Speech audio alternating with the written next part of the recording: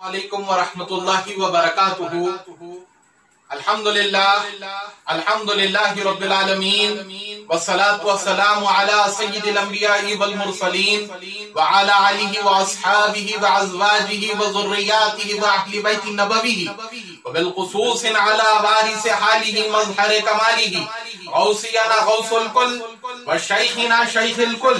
میرا محی الدین ابا محمد سلطان سید عبد القادر الحسنی والحسینی الجعفری والجیلانی غوث العظم پیران پیر رضی اللہ تعالی عنہ وعلا حضور سیدنا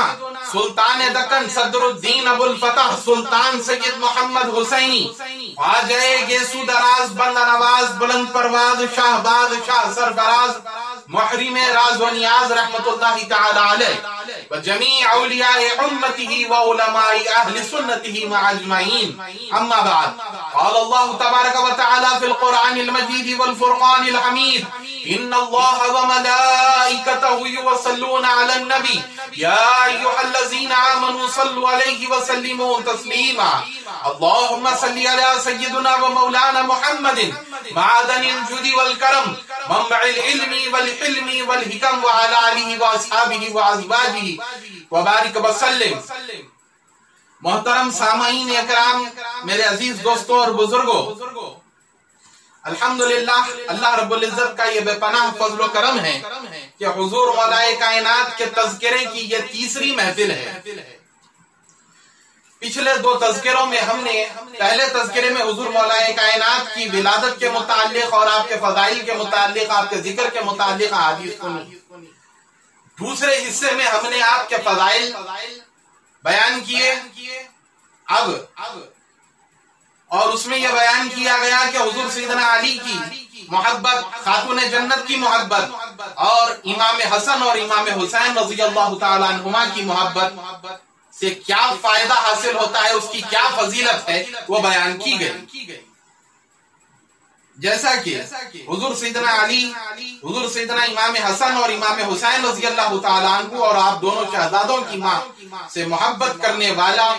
جنت میں حضور تاجدار کائنات صلی اللہ تعالیٰ علیہ وسلم کے قریب رہے گا۔ حضور پاک صلی اللہ علیہ وسلم کی قربت حاصل کرنا ہے تو دوستو اور بزرگوں،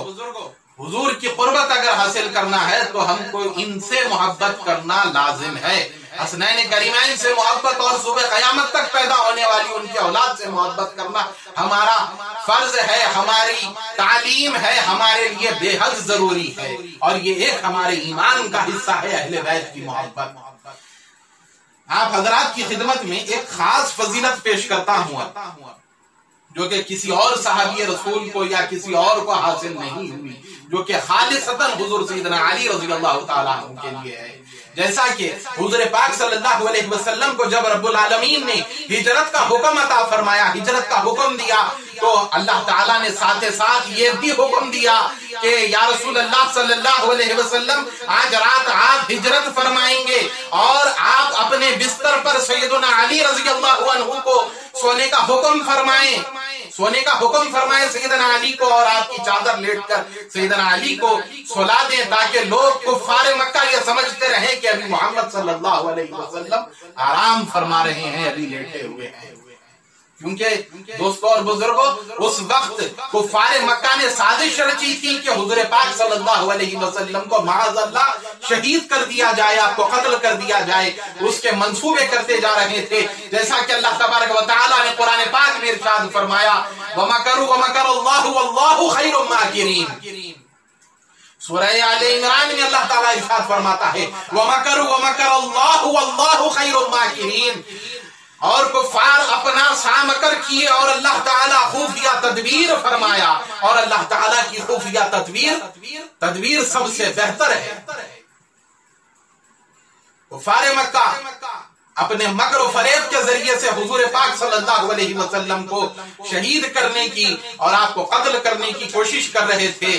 اور اللہ تبارک و تعالیٰ خفیہ تدبیر فرما رہا تھا وَمَكَرُوا وَمَكَرَ اللَّهُ وَاللَّهُ خَيْرُ الْمَاكِرِينَ، اور اللہ رب العزت خفیہ تدبیر فرما رہا تھا حضور پاک صلی اللہ علیہ وسلم نے حضور سیدنا مولا علی رضی اللہ تعالیٰ عنہ کو حکم فرمایا، یاد فرمایا کہ اے علی، اللہ تبارک و تعالیٰ نے مجھے آج رات ہجرت کا حکم عطا فرمایا ہے، اور ساتھ ساتھ باری تعالیٰ نے مجھے یہ بھی حکم دیا ہے کہ اے علی، آج رات تم میرے بستر پر سونا، میری چادر اوڑھ کر سونا۔ تو یہ دیکھیے کیا فضیلت کا عالم ہے، اللہ کے رسول تاجدار کائنات کا بستر ہے، اس پر سو رہے ہیں حضور سیدنا علی، کیا فضیلت کا عالم ہے، سبحان اللہ۔ اسی لیے تو کہا جاتا ہے شاہ مردان شیر یزداں، قوت پروردگار لا فتح الا علی، لا سیف الا ذوالفقار، اسی کی برکت تھی، اسی لیے کہا گیا، اسی لیے آپ فاتح خیبر ہوئے، اسی لیے آپ کی اتنی فضیلتیں ہیں، رسول اللہ صلی اللہ علیہ وسلم کی بے پناہ عنایتیں ہیں۔ اور جب رات ہو گئی اور خوب اندھیرا ہو گیا تو کفار مکہ تلواریں لے کر چاروں طرف سے آپ کے حضور پاک صلی اللہ علیہ وسلم کے مکان کو گھیر لیے، تلواریں لے کر کفار مکہ مکان مبارکہ کو گھیر لیے، تاکہ جب بھی حضور پاک صلی اللہ علیہ وسلم باہر آئیں اور ان کو معاذ اللہ قتل کر دیا جائے۔ تو دیکھیے دوستو کیسا مکر کیا جا رہا تھا، لیکن دیکھیے اس میں خاص بات غور کرنے کی ہے، کفار مکر و فریب کرتے رہے، لیکن اللہ تعالیٰ خفیہ تدبیر فرما رہا ہے، کیا بہترین تدبیر فرما رہا ہے باری تعالیٰ۔ دیکھیے آدھی رات کا وقت ہو گیا، کافی زیادہ اندھیرا ہو گیا، تو حضور سیدنا جبرائیل امین روح الاقدس علیہ السلام تشریف لائے اور حضور پاک صلی اللہ علیہ وسلم کی خدمت میں حاضر ہو کر عرض کیے کہ یا رسول اللہ صلی اللہ علیہ وسلم، آپ بیدار ہو جائیے، اس وقت یہ وقت سونے کا نہیں ہے، بلکہ اب آپ کو یہاں پر سے ہجرت کرنا ہے۔ تو حضور پاک صلی اللہ علیہ وسلم نے فرمایا کہ اے جبرائیل، میں کس طرح یہاں سے باہر نکل سکوں گا، یہاں پر تو کفار پورا چاروں طرف سے گھیرے ہوئے ہیں، وہ ہتھیار لے کر ٹھہرے ہیں۔ تو حضور پاک صلی اللہ علیہ وسلم کو حضرت روح الاقدس نے فرمایا کہ اللہ تبارک و تعالیٰ فرماتا ہے کہ آپ سورہ یاسین کی ابتدا سے لے کر فَلَهُمْ لَا يُبْصِرُونَ تک، فَهُمْ لَا يُبْصِرُونَ تک پڑھنے کا اللہ تبارک و تعالیٰ نے آپ کو حکم دیا ہے۔ تو یاسین وَالْقُرْآنِ الْحَكِيمِ إِنَّكَ لَمِنَ الْمُرْسَلِينَ عَلَى صِرَاطٍ مُسْتَقِيمٍ تَنزِيلَ الْعَزِيزِ الرَّحِيمِ لِتُنذِرَ قَوْمًا مَا أُنذِرَ آبَاؤُهُمْ فَهُمْ لَا يُبْصِرُونَ۔ یہاں تک پڑھنے کا اللہ تبارک و تعالیٰ نے حکم فرمایا تھا۔ ایک مٹھی خاک لی، ایک مٹھی مٹی لے کر اس پر پڑھ کر دم کیے اور کفار کے اوپر ڈالتے ہوئے گئے، غضبناک انداز میں ان کے اوپر وہ مٹی پھینکے تو سارے کے سارے کفار اور شیطان بھی آرام کی ٹھنڈی غفلت کی نیند سو گیا۔ تو دیکھیے تاجدار کائنات کا کیا مقام ہے، حضور پاک صلی اللہ علیہ وسلم اپنے جاہ و جلال کے ساتھ اگر کفار پر مٹی بھی ڈالتے ہیں تو ایک دن کا اگر کسی کی آنکھ میں پڑتا ہے تو اس کو بے حد تکلیف ہوتی ہے، جبکہ یہ مٹھی بھر مٹی سب کی آنکھوں میں پڑنے کے باوجود سب کے سب غفلت کی نیند سو گئے، سب کے سر سینوں پر پڑے رہ گئے اور سب کے سب سو گئے، اور حضور پاک صلی اللہ علیہ وسلم اپنی وہی شان و شوکت کے ساتھ مکہ المکرمہ سے مدینہ منورہ کی جانب ہجرت فرما گئے۔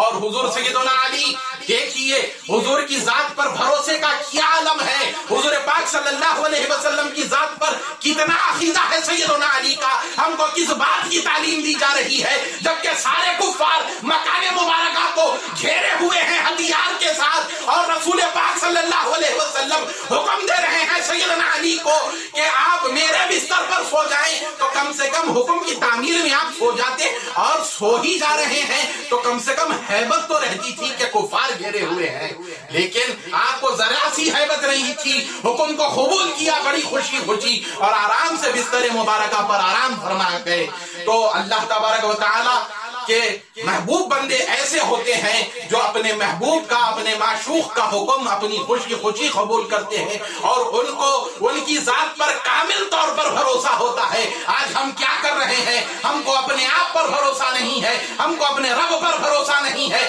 ہم کو ہمارے نبی پر بھروسہ نہیں ہے، نہ ہی کسی پر بھروسہ ہے، بس بات کرتے چلے جاتے ہیں، بلکہ بدعقیدگی ہمارے اندر اتنی پھیل گئی ہے۔ حضور سیدنا علی کے واقعات سے ہم کو یہ کیا تعلیم مل رہی ہے ہے، ہم کو محبت کی تعلیم مل رہی ہے، ہم کو عقیدت کی تعلیم مل رہی ہے، عقیدہ کیسا ہونا چاہیے ذات رسالت معاد سے، ان کی ذات پر کس طرح کامل یقین ہونا چاہیے، یہ چیز کی ہم کو تعلیم مل رہی ہے۔ دوستو اور بزرگوں، ہمیشہ یہ بات ذہن نشین رکھ لیں کہ حضور پاک صلی اللہ علیہ وسلم کی ذات پہ بھروسہ ہو، آپ کی ذات پر یقین ہو، آپ کی ذات پر اتنا یقین ہو کہ اس سے زیادہ کسی پر نہ ہو۔ حضور پاک صلی اللہ علیہ وسلم کی اطاعت کرو، ان کی اطاعت کرو، حضور پاک صلی اللہ علیہ وسلم کی اطاعت میں ہی بھلائی ہے۔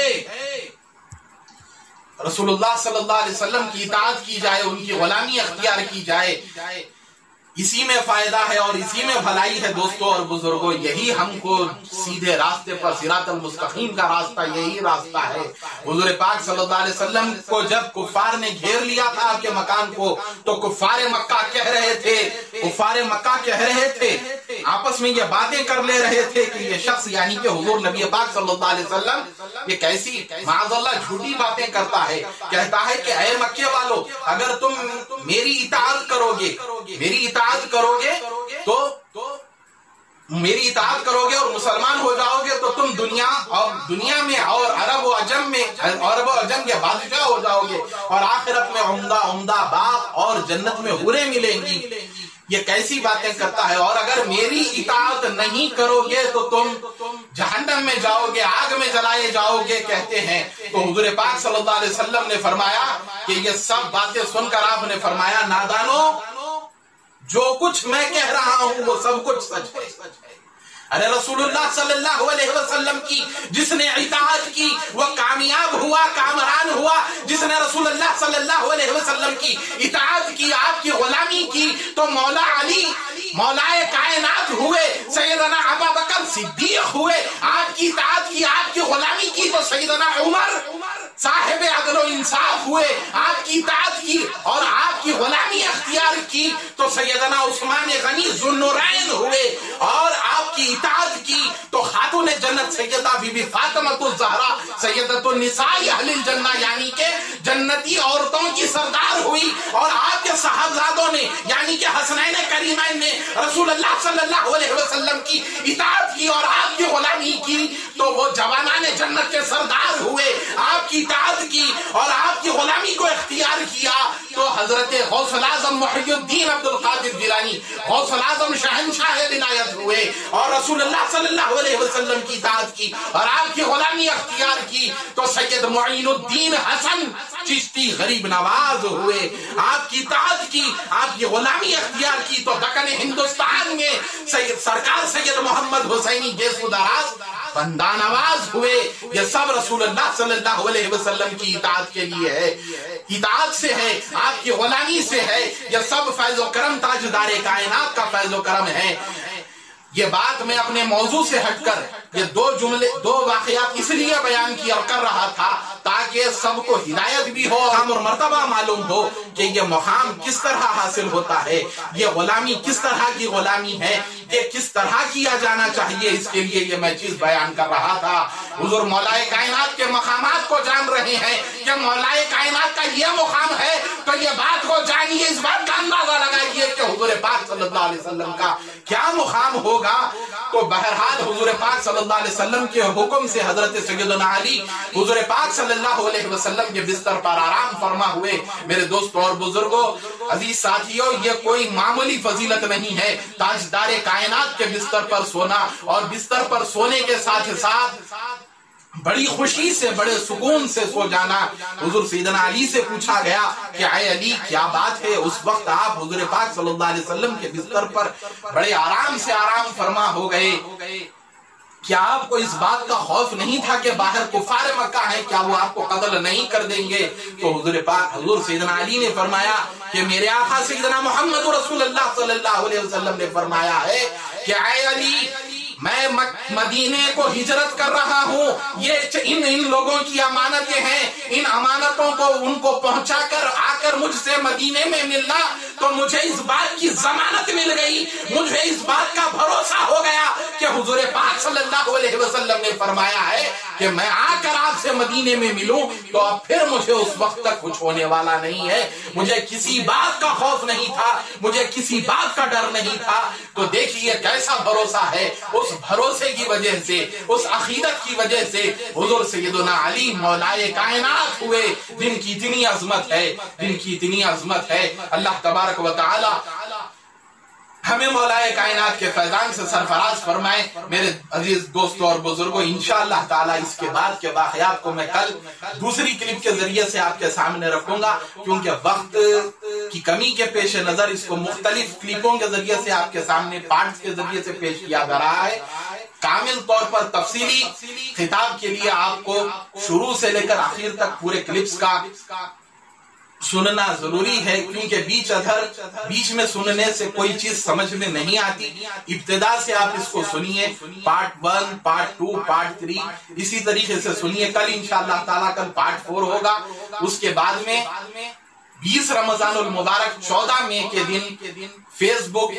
پیج قادریز آفیشیل اور یوٹیوب چینل قادریز آفیشیل کے اوپر براہ راست 20 رمضان کے دن بعد تراویح کے رات میں 10 بجے